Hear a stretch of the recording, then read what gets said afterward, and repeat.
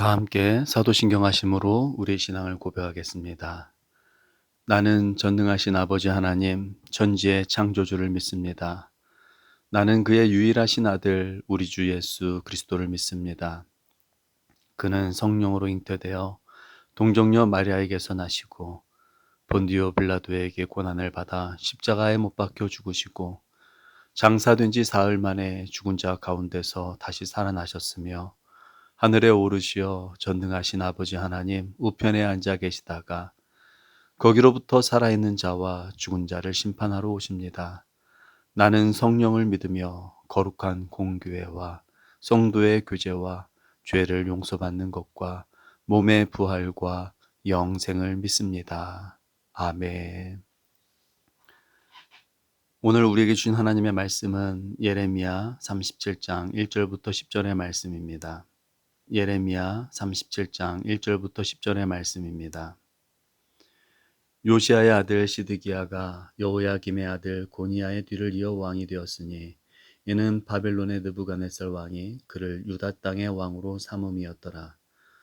그와 그의 신하와 그의 땅 백성이 여호와께서 선지자 예레미야에게 하신 말씀을 듣지 아니하니라. 시드기야 왕이 셀레마의 아들 여후갈과 마아세아의 아들 제사장 스바냐를 선지자 예레미야에게 보내 청하되 너는 우리를 위하여 우리 하나님 여호와께 기도하라 하였으니 그때 예레미야가 갇히지 아니하였으므로 백성 가운데 출입하는 중이었더라. 바로의 군대가 애굽에서 나오매 예루살렘을 에워쌌던 갈대아인이 그 소문을 듣고 예루살렘에서 떠났더라. 여호와의 말씀이 선지자 예레미야에게 임하여 이르시되 이스라엘의 하나님 여호와께서 이와 같이 말씀하시니라. 너희를 보내어 내게 구하게 한 유다의 왕에게 아뢰라. 너희를 도우려고 나왔던 바로의 군대는 자기 땅 애굽으로 돌아가겠고 갈대아인이 다시 와서 이 성을 쳐서 빼앗아 불사르리라. 여호와께서 이와 같이 말씀하시니라. 너희는 스스로 속여 말하기를 갈대아인이 반드시 우리를 떠나리라 하지 말라. 그들이 떠나지 아니하리라. 가령 너희가 너희를 치는 갈대아인의 온 군대를 쳐서 그 중에 부상자만 남긴다 할지라도 그들이 각기 장막에서 일어나 이 성을 불사르리라. 아멘. 이제 곧 추석인데요. 그래서 아이들과 함께 모시 송편을 만들어 봤었습니다. 모시 송편 아시죠? 예. 그 송편 속에는 꿀 섞은 견과류를 넣었었어요. 그랬더니 달달하니 맛이 참 좋더라고요. 그런데 여러분, 만약에 송편을 만들면서 송편 겉은 예쁘게 만들었지만 깜빡 잊고 깜빡 잊어버리고 속을 넣지 않았다면 여러분, 그걸 송편이라고 할 수 있을까요? 그래요. 송편이라 부를 수 있을지는 몰라도 먹는 내내 목이 막혀 가슴을 치며 먹어야 할 것입니다. 말 그대로 안고 없는 찐빵이죠. 그래서 안고 없는 찐빵이라는 이 말은 보통 언뜻 보기에는 좋게 보여도 별로 실속이 없는 경우나 겉으로 보기에는 그럴싸하지만 아무런 내용이 없는 경우, 형식은 그럴듯한데 본질이 빠져있는 경우에 사용하는 관용어입니다. 그런데요, 우리가 신앙생활을 하면서 우리 자신이 안고 없는 찐빵이 될 때가 종종 있다라는 거예요. 겉으로 드러난 신앙인의 모습은 그럴싸합니다. 수많은 예배와 봉사, 직분으로 치장하여서 거룩하고 신실한 것처럼 보이지만 하나님께서 보시기에는 전혀 그렇지 않은 신앙일 수 있다는 거죠. 마치 바리새인들처럼요. 하나님은 우리가 아무리 치장하여도 아무리 감추려고 하여도 다 보시니까요. 오늘 1절 말씀은 유다를 점령한 바벨론의 느부갓네살 왕이 시드기야를 유다의 왕으로 삼았다는 역사적인 사실을 전해주는 말씀인데요. 사실 이 말씀은 아주 중요한 의미를 담고 있는 말씀입니다. 본문 1절 말씀입니다. 요시아의 아들 시드기야가 여호야김의 아들 고니야의 뒤를 이어 왕이 되었으니 이는 바벨론의 느부갓네살 왕이 그를 유다 땅의 왕으로 삼음이었더라. 아멘. 시드기야는 우리가 잘 알고 있듯이 다윗 혈통을 가진 남유다 왕국의 마지막 왕입니다. 그러나 시드기야가 그렇게 왕으로 세움을 받기는 했지만 유다가 바벨론의 식민지였기 때문에 왕으로서의 권한은 미미할 수밖에 없었죠. 보세요. 유다의 왕을 누가 세웠습니까? 바벨론의 왕 느부갓네살이 남유다 왕국의 왕으로 시드기야를 세운 거예요. 생각해 보세요. 나라는 바벨론의 식민지요. 왕은 바벨론의 왕 느부갓네살의 눈치를 봐야 하는 허수아비 왕이었으니 그 현실이 얼마나 답답했겠냐고요. 그래서 어떻게 하면 이 문제를 해결할 수 있을까 고민을 하던 시드기야가 애굽과의 동맹을 통해 바벨론 문제를 해결하고자 했던 것이죠. 그러나 이 일은 오히려 바벨론 왕 느부갓네살의 노여움만을 사게 되는 계기가 됩니다. 내가 너를 남유다의 왕으로 세워주었건만, 내가 너를 남유다의 왕으로 세워주었는데 네가 감히 내게서 벗어나려고 애굽과 동맹을 맺어? 그러면서 바벨론은 전보다 더 강력한 공격으로 유다를 완전히 초토화시키게 되죠. 그리고 그 와중에 시드기야는 도망하다가 붙잡혀서 자식들이 죽임당하는 처참한 광경을 본 후에 눈마저 뽑힘을 당하게 됩니다. 이런 역사적 사실을 통해 우리가 알게 되는 분명한 사실은 시드기야는 실제적인 유다의 왕이 아니었다는 거예요. 시드기야는 왕관을 쓰고 왕좌에 앉아 있기는 하였지만 느부갓네살이 세워놓은 꼭두각시에 불과했기에 유다의 실제적인 왕은 느부갓네살이다라고 할 수 있는 거죠. 한 가지 질문을 드리겠습니다. 마음속으로 한번 답해 보시기 바랍니다. 여러분의 왕은 누구입니까? 여러분의 진짜 왕은 누구입니까? 사사시대 이스라엘의 왕이 없었을 때가 있었습니다. 그때에는 이스라엘의 왕이 없으므로 사람마다 자기 속에 옳은 대로 행하였더라. 사람들이 자기 마음대로, 자기 생각대로 말하고 행동하며 살았더라라는 것이죠. 자신이 자기의 왕이 되어서 자신이 원하는 대로, 자기의 욕구가 시키는 대로 그렇게 본능적으로 살았다라는 것입니다. 여러분 어떻습니까? 혹시 그 옛날 이스라엘 백성들 같이 자기 소견에 옳은 대로 선택하고 행하며 그렇게 살고 있지는 않습니까? 곧 자신을 왕의 자리에 올려놓고 자신이 원하는 대로, 내가 계획한 대로, 내가 하고 싶은 대로 그렇게 하면서 살아가고 있지는 않습니까? 어쩌면 이 설교를 들으면서도 고리타분한 이야기 그만하시라고, 요즘 누가 그렇게 사냐고, 물론 나는 하나님을 믿지만 나는 적당히 살 거라고, 적당히 타협하고 이익도 챙기고 즐기며 그렇게 살 거라고, 너무 고지식하게 굴지 말라고, 혹여 마음이라도 이렇게 생각하면서 하나님의 말씀을 거부하거나 물타기를 하고 있는 것은 아닌지요. 그런데 분명히 짚고 넘어가야 할 것이 있습니다. 아무리 내가 나를 왕 위에 올려놓으려고 해도 우리 중 누구도 진짜 왕이 될 수는 없다라는 거죠. 왜냐하면 시드기야 뒤에 느부갓네살이 있었던 것처럼 그런 우리의 배후에는 막강한 실력자가 있어서 우리를 주장하고 있기 때문이에요. 그가 누구일까요? 바로 사탄입니다. 사탄이 하는 일 중에 대표적인 한 가지가 바로 우리로 하여금 우리의 진짜 왕을 그 왕의 자리에서 끌어내리게 하고는 그 자리에 우리 자신이 앉도록 하는 것입니다. 그리고는 사탄의 꼭두각시가 되어 있는 우리를 자기 마음대로 주장하는 것이죠.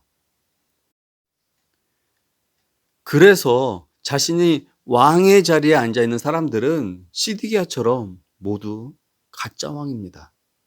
사탄의 꼭두각시일 뿐인 거죠. 진짜 왕은 사탄인 것입니다. 그것도 모른 채 자신이 진짜 왕이 된 줄 알고 희희낙낙하는 우리를 사탄은 영원한 파멸로 이끌어가게 될 것입니다. 사사시대를 이스라엘의 왕이 없었던 시절이라고 이야기했습니다만 그러나 사실은 왕이 있었죠. 우리가 영원토록 섬겨야 할 우리 하나님이십니다. 그런데도 그들은 하나님을 왕으로 인정하지 않고 사람 왕을 세워달라고 보챘던 것이죠.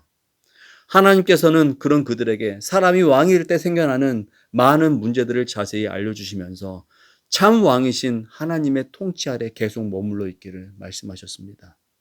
그렇지만 그들은 막무가내였던 것이죠. 그렇습니다. 하나님은 우리가 영원토록 섬겨야 할 우리의 왕이십니다. 진실하시고 의로우시며 완전하신 우리의 참 왕이시죠.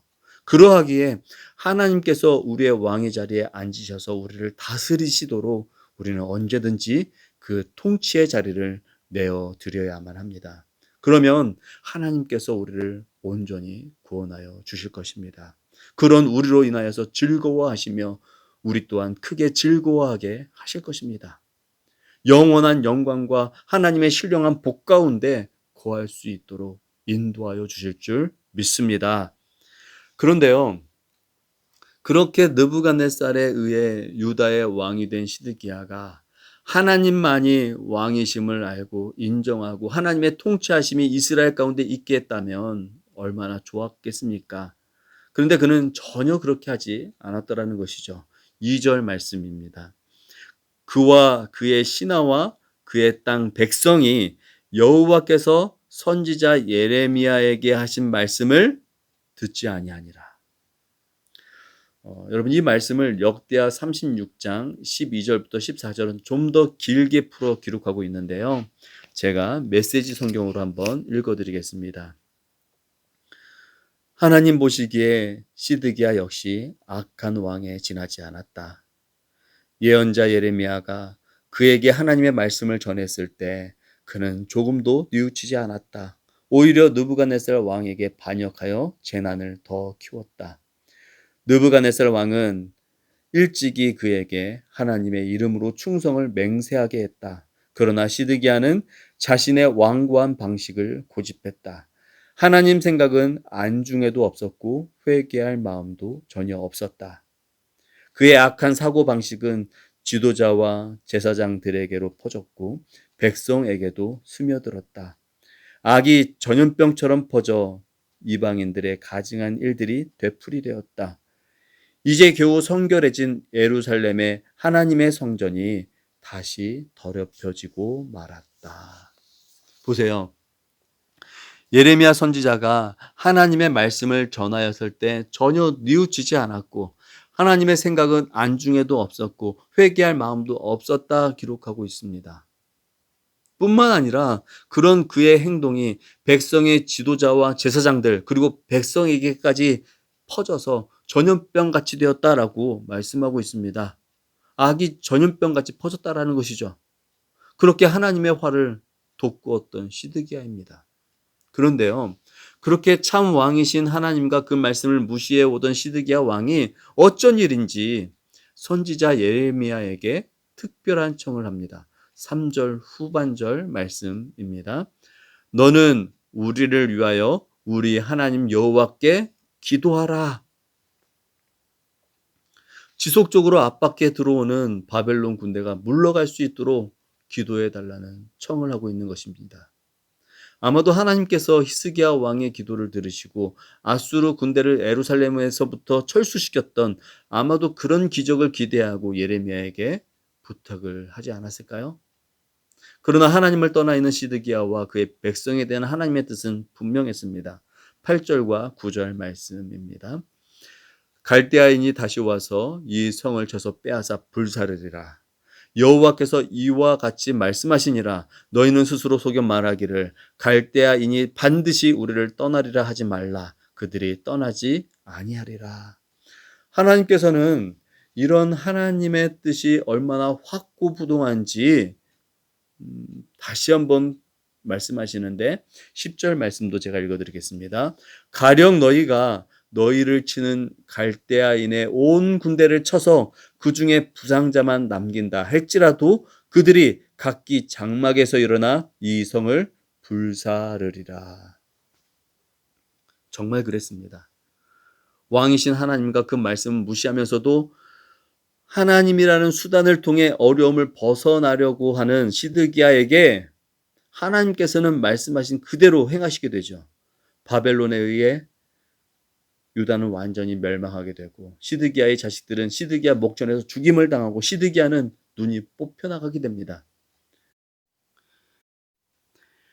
분명한 사실이 있습니다. 하나님께서는 우리의 하나님, 우리의 왕이 되시기를 원하시는 것이지 우리의 어떤 육적인 목적을 성취하기 위한 수단이 되는 것을 원치 않으신다라는 거예요. 시드기야는 기도는 부탁하였으나 순종할 마음이 없었습니다. 그 기도는 그저 믿음에 의한 것이 아니라 어려움을 극복하기 위한 도깨비 방망이와 같은 거였어요. 그런데요, 시드기야라고 하는 거울 속에서 나의 모습을 발견하곤 합니다.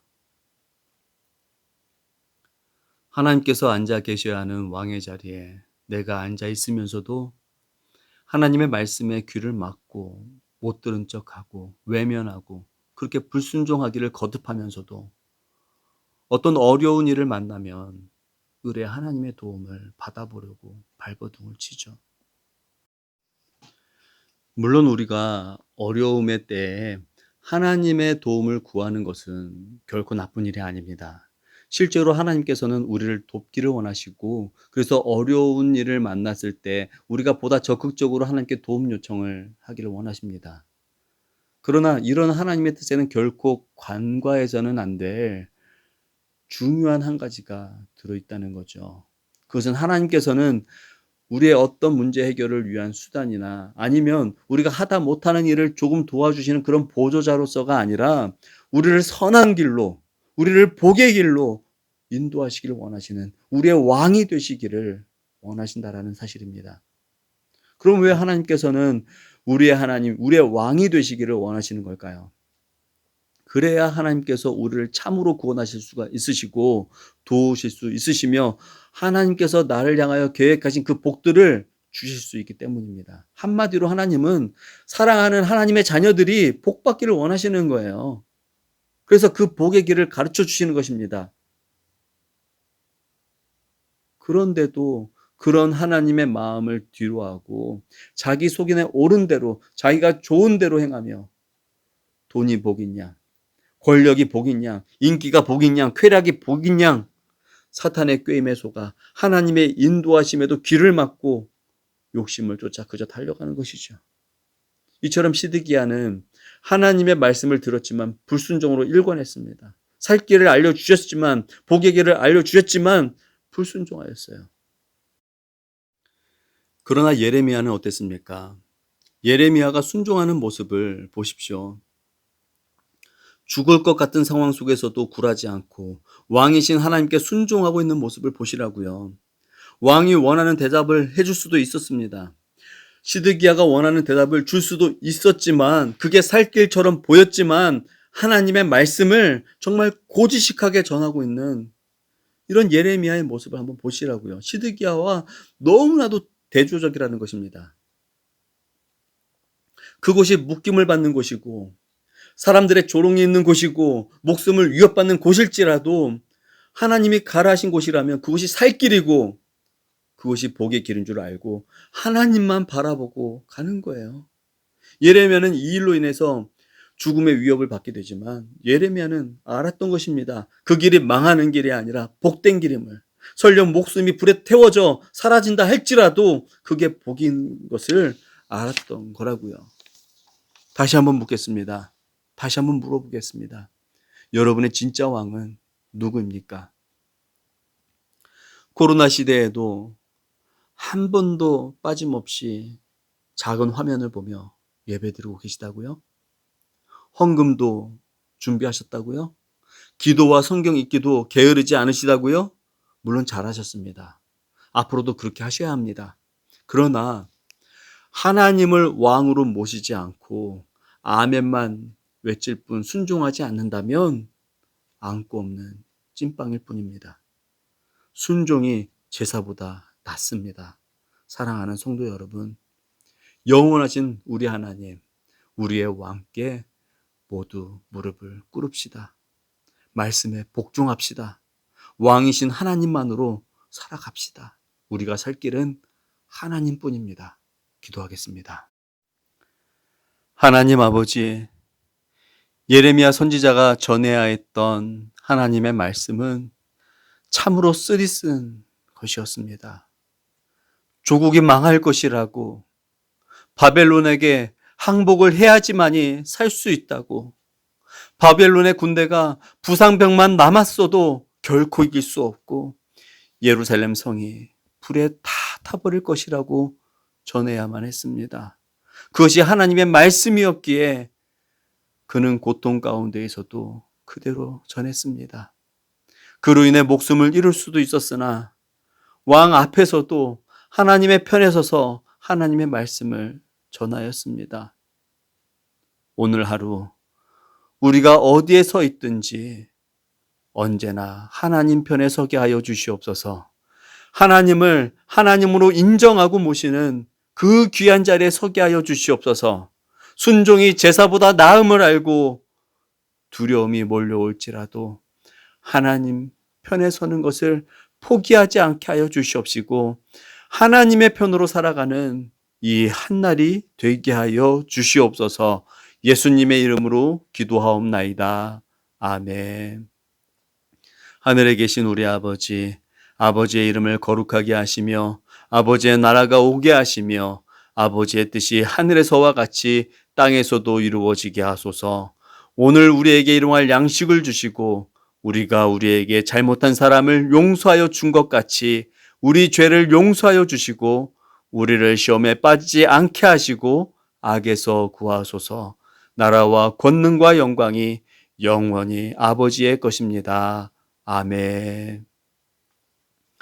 말씀을 생각하며 기도하실 때 매일 우리 눈앞에 벌어지는 일들을 모두 하나님 중심으로 생각할 수는 없겠지만 주님의 절대적인 기준인 말씀 앞에서 생각하고 결정하려고 애쓰는 우리가 되게 하여 주시옵소서. 비록 무섭게 변화하는 세속 권력의 움직임 가운데에서도 우리를 어렵게 하는 그 불이익 앞에서도 주눅들지 아니하고 예레미야처럼 정말 올곧게 서서 역사의 주인이시며 영원하신 왕이신 하나님의 계획을 이루어가는 하나님의 도구로 살아가게 하옵소서라고 우리 함께 이 시간 기도하며 나아가겠습니다.